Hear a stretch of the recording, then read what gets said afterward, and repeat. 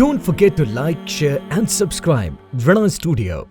نحمده ونصلي ونسلم على رسوله الكريم أما بعد فأعوذ بالله من الشيطان الرجيم ما جاء بالحسنة فله عشر أمثالها.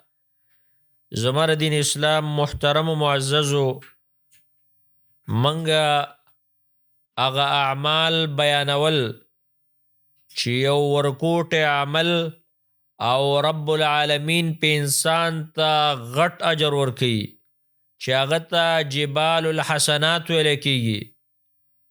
عزتمندو پا دی درس کے بزتا سو تیوبل من جبال الحسنات وخیما د نیکیانو د غرونو نا یو غر اغا صلاة الضحا د اشراق منز د چاش منز چه د دی سمر فضیلت پا حدیث کی راغلے دے.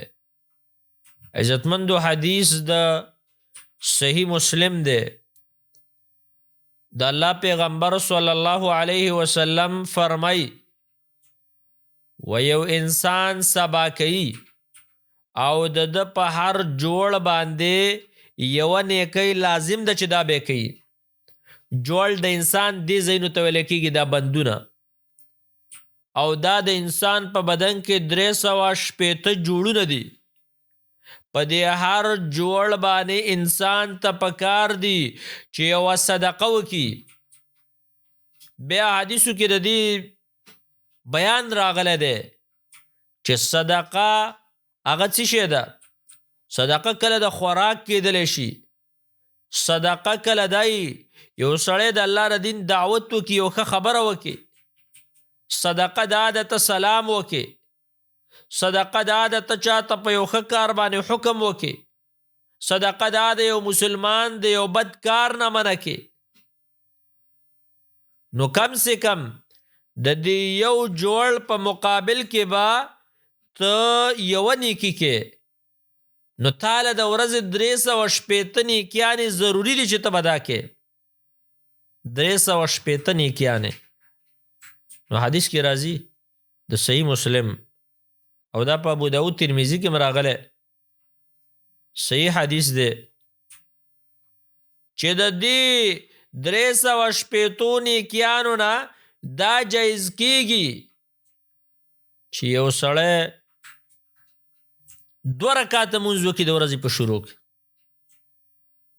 2 رکعات منځ وکړه الله رب العالمین با تاله د هغه 360 نیکیانو اجر په دې 2 رکعات باندې درکړي.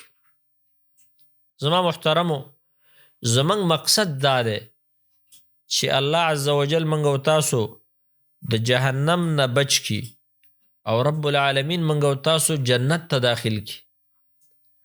اللہ عز وجل قرآن کریم کی فرمائی چس کم انسان فمن زحزح عن النار وادخل الجنت فقد فاز.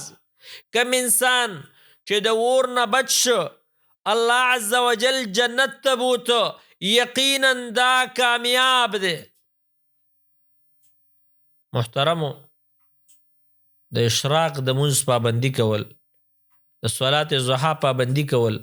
ابو هريره رضی الله عنه فرمای اوصانی خلیلی صلی الله علیه وسلم ما ته زما دوست رسول الله صلی الله علیه وسلم وصیت کړی په 3 شیانو یو په دې چې زه د چاش منځ پرې نه دم.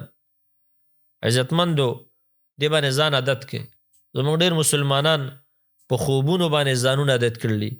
په الله ولعب ځانونه عادت کړلي. په ګناهونو ځانونه عادت کړلي. زما محترم خپل ځان په نیکو اعمالو باندې عادت کوي چې الله هم دنیا او آخرت ښایسته کړي.